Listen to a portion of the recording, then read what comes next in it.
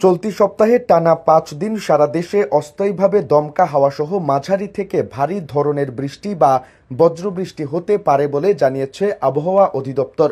সোমবার আবহাওয়াবিদ শাহনাজ সুলতানা স্বাক্ষরিত ১২০ ঘণ্টার পূর্বাভাসে এই তথ্য দেওয়া হয়।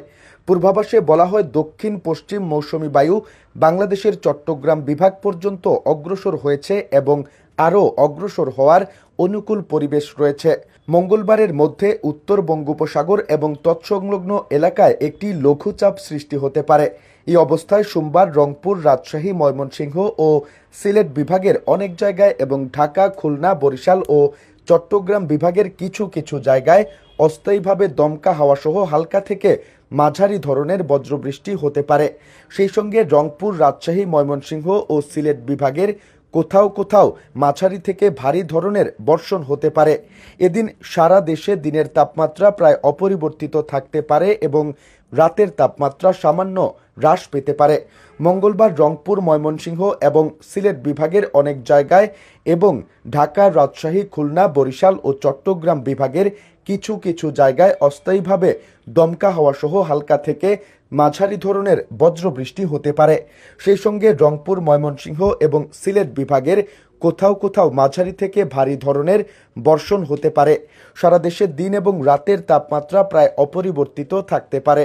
বুধবার খুলনা, বরিশাল ও চট্টগ্রাম বিভাগের অনেক জায়গায় এবং রংপুর, রাজশাহী, ময়মনসিংহ, ঢাকা এবং সিলেট বিভাগের কিছু কিছু জায়গায় অস্থায়ীভাবে দমকা হাওয়াসহ হালকা থেকে মাঝারি ধরনের বজ্রবৃষ্টি হতে পারে। সেই সঙ্গে খুলনা, বরিশাল ও চট্টগ্রাম বিভাগের কোথাও কোথাও মাঝারি থেকে ভারী ধরনের বর্ষণ হতে পারে।